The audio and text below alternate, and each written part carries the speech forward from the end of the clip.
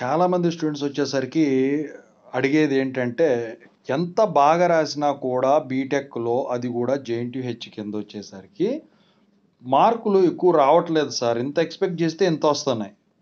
Pass అవుతాను అనుకుంటేనేమో fail అయ్యాను. ఫెయిల్ అయితాననుకుంటేనేమో పాస్ అయ్యానని జెప్పేసి చాలామంది స్టూడెంట్స్ అడుగుతా ఉన్నారు. Why can't we expect more marks in BTech? Especially under JNTUH. So, దాని గురించి ఇప్పుడు చెప్పబోతున్నాననమాట. ముందుగా అయితే టెలిగ్రామ్ లింకు, వాట్సాప్ లింకు డిస్క్రిప్షన్‌లో ఉన్నాయి. కావాలంటే జాయిన్ అవ్వండి. ఓకేనా? మీకు పీడిఎఫ్స్ అవి వస్తాయి. ఇన్‌స్టాగ్రామ్ లింక్ కావాలన్నా డిస్క్రిప్షన్‌లో ఉంది. రియల్ టైమ్ ప్రాజెక్ట్స్ సంబంధించిన ఛానల్ కావాలన్నా డిస్క్రిప్షన్‌లో ఉంది. అప్డేట్‌కి సంబంధించిన ఛానల్ కావాలన్నా డిస్క్రిప్షన్‌లో ఉంది. ఇక why can't we expect more marks in BTech? మీరొచ్చేసరికి ఎగ్జామ్స్ రాస్తారు, వస్తారు. క్వెషన్ పేపర్ దారిలోనే పడేసి వస్తారు. మీరు చదువుకున్నది రాస్తారు, వస్తారు. అయితే మీరు ఫర్ ఎగ్జాంపుల్ ఇప్పుడు 70 మార్క్స్‌కి ఎక్స్టర్నల్ పేపర్ రాస్తారు. మిడ్స్ పక్కనెట్టేయండి ఇంటర్నల్ మార్క్స్. అయితే మీరు 4 క్వెషన్‌లు పర్ఫెక్ట్‌గా రాస్తారు ఎస్ఐ క్వెషన్స్. ఒక క్వెషన్ వచ్చేసరికి రిలేటెడ్‌గా రాస్తారు. షార్ట్ ఆన్సర్స్ రాసేసి వస్తారు. అయితే అక్కడికొచ్చేసరికి తీరా 70కి 65 వస్తాయి అనుకున్న మార్క్స్ ఎగ్జామ్ ఏమో 45, 50 వస్తాయి. 50 కూడా కష్టమే, 45 అని చెప్తున్నారు. 45 మార్కులకు రాసిన పేపర్ ఏమో ఫెయిల్ అయ్యి వస్తుంది. మరి వీళ్ళందరూ వచ్చేసరికి ఏమనుకుంటున్నారు? జేఎన్‌టీహెచ్ వాళ్ళు కావాలని ఫెయిల్ చేస్తున్నారు అని చెప్పేసేసి. కావాలని మార్కులు తగ్గించేస్తున్నారు అని చెప్పేసేసి. సో, ఇదంతా ఏంటంటే మీకు ఎవరో మైండ్‌లో బలంగా నాటిన ఒక ఇత్తనం లాంటిది వ్యవహారం. అసలు యూనివర్సిటీ వాళ్ళకి ఈ విషయంలో సంబంధం ఉండదు. అది ఏ యూనివర్సిటీ అయినా గానివ్వండి. అయితే ఇక్కడ సపోర్టింగ్ పక్కన పెడితే అసలు మీకు మార్కులు ఎందుకు తగ్గుతున్నాయి బీటెక్‌లో?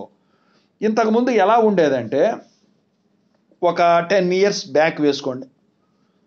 10 ఇయర్స్ బ్యాక్ వచ్చేసరికి సబ్జెక్ట్ ఎగ్జామ్షన్ మాత్రం ఉండేది. గ్రేస్ మార్క్స్ అంటే ఏంటో కూడా తెలీదు. ఓకేనా? అయితే ఎప్పుడు అయితే సబ్జెక్ట్ ఎగ్జామ్షన్ అయితే వచ్చిందో స్టూడెంట్స్ కష్టపడే విధానం అనేది టెక్స్ట్ బుక్‌లు చదవటం మానేశారు. ఇక ఆ 10 ఏళ్ళు వెనక్కేసుకోమని చెప్పాను కదా! ఆ 10 ఏళ్ళకి ఇంకా ఒక 4, 5 ఏళ్ళు ముందు వెనక్కేసుకుంటే అప్పట్లో ఈ సబ్జెక్ట్ ఎగ్జామ్షన్ అంటే ఎవడికి తెలీదు. గ్రేస్ మార్క్స్ అంటే ఎవడికి తెలీదు. తెలిసిందల్లా ఏంటి? ఈ సిలబస్ బుక్ ఒకటుంటది. ఆ సిలబస్ బుక్‌లో ఉన్న రిఫరెన్స్ టెక్స్ట్ బుక్స్. అది స్టాండర్డ్ బుక్ అయినా కానివ్వండి, బక్షి బుక్ అయినా కానివ్వండి, ఏదైనా కానివ్వండి. పాస్ అవ్వాలనుకునేవాడు ఏం చేసేవాడంటే షూర్ పబ్లికేషన్స్, టెక్నికల్ పబ్లికేషన్స్ ఈ టెక్స్ట్ బుక్స్ తెచ్చుకొని చదువుకునేవాడు. ఇక షూర్ పబ్లికేషన్ అయితే జస్ట్ పాస్ మార్కే. టెక్నికల్ పబ్లికేషన్స్ అనుకోండి, బక్షి ఇలాంటి స్కోరింగ్ కూడా వస్తుంది. ఇక అట్లా కాదు, నాకు మంచి స్కోరింగ్ కావాలనుకునేవాడు ఏం చేసేవాడు? ఆ రిఫరెన్స్ బుక్లు, టెక్స్ట్ బుక్లు అన్నీ కొనుక్కొచ్చుకొని, లేకపోతే విజయవాడలోనే ఎక్కువ ఉండేవి అప్పట్లో బుక్స్. ఖమ్మంలో కూడా ఇటు ఉండే, హైదరాబాద్లో కూడా ఉండే కానీ అక్కడ దొరికే హైదరాబాద్లో, ఇక్కడ ఉండే హైదరాబాద్ వాళ్ళు హైదరాబాద్లో కొనుక్కున్నాడు. విజయవాడ దగ్గరలో విజయవాడ అప్పుడు ఉమ్మడి రాజధాని అప్పుడు. అయితే వీళ్ళందరూ ఆ బుక్స్ అన్నీ కొనుక్కునేవాళ్ళు. అయితే ఎట్లా ఉంటుంది సిలబస్? మీ ఇంజనీరింగ్ సిలబస్ మీకు తెలియని విషయం. మీకు బక్షి బుక్స్లు, షూర్ బుక్స్ వచ్చేసరికి ఆ స్టాండర్డ్ బుక్స్లో తీసుకొచ్చేసి సొంతగా రాసినా కూడా కొంత అందుట్లోది మొత్తం ఏరుకొచ్చి ఒకే బుక్ కింద చేశారు సిలబస్ కింద. కానీ ఇంతవరకు అలా ఉండేది కాదు. ఆ టెక్స్ట్ బుక్, రిఫరెన్స్ బుక్లో ఒక్కొక్క టాపిక్ ఉండేది అందుట్లో. దాన్ని వెతుక్కొని దానికి థియరీ ప్రిపేర్ చేసుకొని స్టూడెంట్స్ దాన్ని ప్రజెంట్ చేసేవాళ్ళు. వై? బికాస్ అప్పుడు కరెక్షన్ స్ట్రిక్ట్గానే ఉండేది. అప్పుడు ఇంకా 4 సెట్స్ కూడా ఉండేది. There is no subject exemption or grace marks. అయితే ఇక 2009 ఏదైతే ఉన్నదో మొదలైంది. ఇక జన ప్రవాహం ఫుల్ జాయిన్ అవ్వటం మొదలైంది ఇంజనీరింగ్లో రాష్ట్రం మొత్తం మీద. రీఎంబర్స్మెంట్ వచ్చి పడింది దానికి తోడు. ఇక వీళ్ళు అంటే సీట్ ఫ్రీగా వస్తుంది కాబట్టి ఇప్పుడు బాగా నాలెడ్జ్ ఉన్నవాడు జాయిన్ అవుతున్నాడు, మీడియం నాలెడ్జ్ ఉన్నవాడు జాయిన్ అవుతున్నాడు, ఇంటర్ సప్లిమెంటరీ ద్వారా పాస్ అయ్యి వచ్చిన వాడు కూడా జాయిన్ అవుతున్నాడు. అయితే ఇక్కడ ప్రాబ్లం వల్ల ఎవరితో అంటే కింద స్థాయి ఈ ఇంటర్ ఫెయిల్ అయ్యి వచ్చి ఉంటారు యావరేజ్ స్టూడెంట్స్ వచ్చారా, వాళ్ళతోనే ప్రాబ్లం. వాళ్ళు ఏంటంటే ఇక వచ్చేసరికి వాళ్ళకి ఏం అర్థం కాదు, ఇది అంతా కొత్తగా ఉంది, ఇక సబ్జెక్టులు పాస్ అవ్వడం కష్టంగా ఉంది.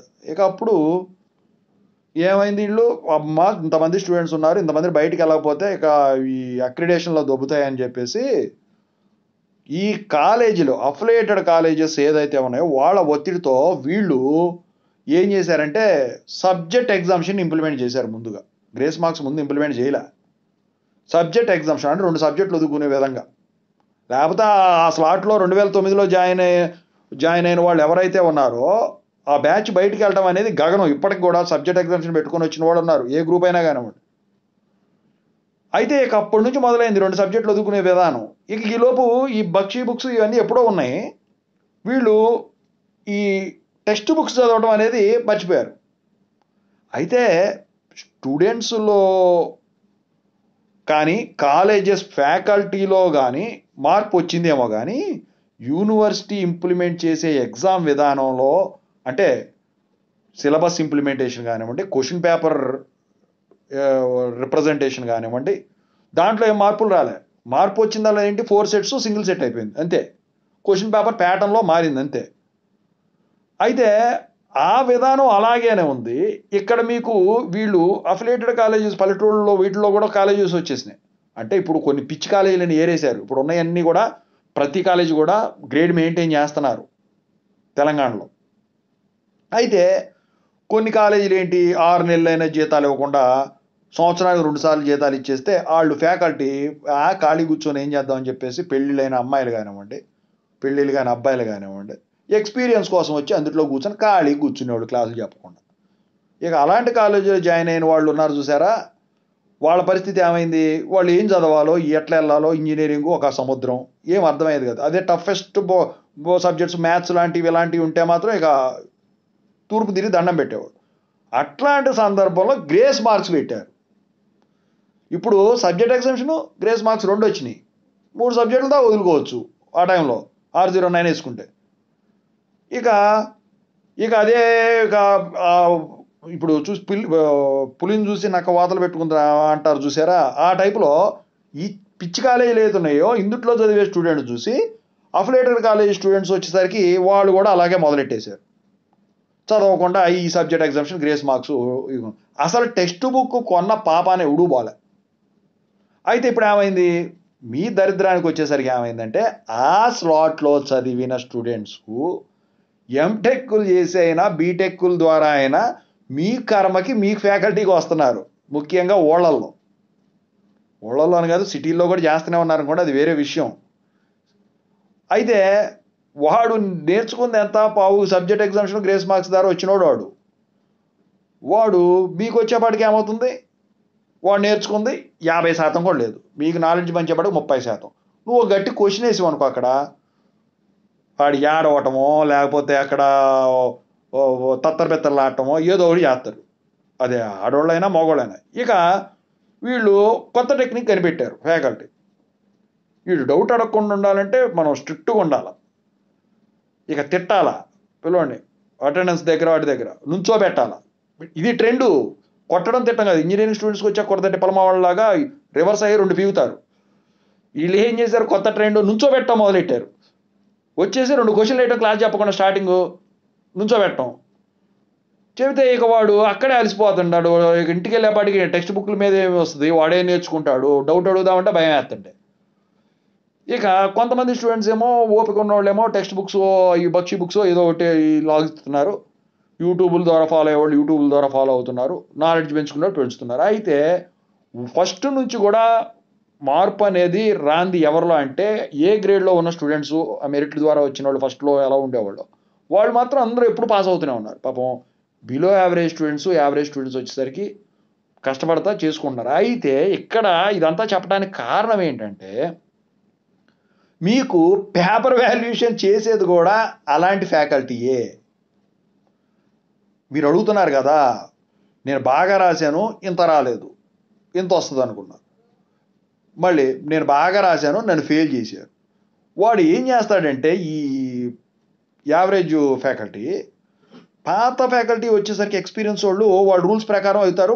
సార్ నేను పాస్ అయ్యాను, కొంతమంది పెడుతుంటారు, సార్ నేను పాస్ అయ్యానండి, నేను అంతా రూల్స్ ప్రకారం వెళ్ళానండి, కరెక్ట్గా ఉందండి, నాకు కరెక్షన్ బాగా జరిగిందని చెబుతారు. అది ఎందుకంటే పాత ఫ్యాకల్టీ అది మ్యాథ్స్ అయినా, కెమిస్ట్రీ అయినా, ఫిజిక్స్ అయినా, BEEE అయినా, EMF అయినా, experience. So those people will be having some patience. So ప్రతి పేపర్ కూడా చదివి వీడి కరెక్ట్ కంటెంట్ ఉంటే వాడికి న్యాయం చేస్తాడు. ఇక రాసిపోని మీ బాగా చదివేవాడైనా, బాగా రాసినోడైనా కనుక పేపర్ కనుక బుక్లెట్ వాడి చేతిలో పడింది అనుకో, ఇందాక చెప్పినోడు చేతిలో, బిలో యావరేజ్ ఫ్యాకల్టీ, వాడు ఫస్ట్ ఒక బుక్లెట్ ఓపెన్ చేసిన 10 చూస్తాడు, ఓపిక ఏదో ఇరగదిద్దాం, పొడి చేద్దాం, కీ పేపర్ చూసుకోవడం, బుక్లెట్ చూడటం, కీ పేపర్ చూసుకోవడం, బుక్లెట్ చూసుకోవడం. ఈ కీ పేపర్లో ఉన్న లైన్ ఇందుట్లో ఉందా లేదా, లేకపోతే ఇటు తప్పే. ఇక వాడు అర్థం వాడు సొంతగా రాసినా కూడా అది కరెక్ట్ అయినా కూడా తప్పు అయితే తప్పు, కీ పేపరే వాడికి దేవుడేక. 10 పేపర్లు చేస్తాడు. చేసిన తర్వాత ఏమవుతుంది, ఇక ఓపిక అయిపోద్ది వీడికి. మళ్ళీ వీడికి స్నాక్స్ తింటాం పోతాడు అనమాట మధ్యలో. టీ మళ్ళీ వీడికి అయిన తర్వాత మళ్ళీ చూస్తాడు. మళ్ళీ చూసిన తర్వాత ఇక కీ పేపర్ ఎందుకు మనకు ఆన్సర్ గుర్తుండిపోయినాయి అని చెప్పేసి ఇక పెడా కొడతాడయా. ఇక తర్వాత ఏముండదు అందుట్లో. బాగా రాసినోడికేమో పులిహార అవుద్ది, బాగా రాయనోడికేమో బైబుల్ లాంటి, ఖురాన్ లాంటి, భగవద్గీత లాంటి అయిపోద్ది ఇక వాడు.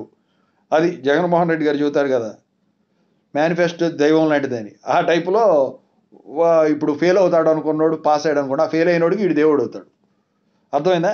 సో మనం ఎందుకు ఎక్స్పెక్ట్ చేయలేము మోర్ మార్క్స్ ఇన్ బీటెక్ అంటే, now A days it's happening due to this kind of fellows.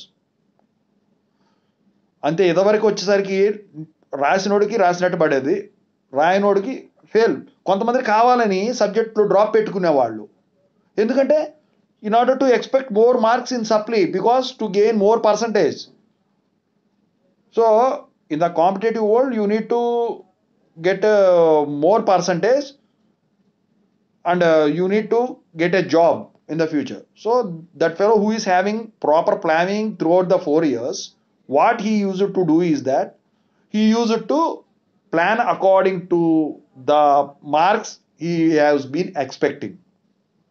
So due to that one, what he is doing, he is dropping that subject if the question paper is tough, and if he doesn't met the expected marks. So in that case, he is going for supply exam, and in that supply exam, if the question paper is according to his preparation, in that case, he is going to clear that subject as well as with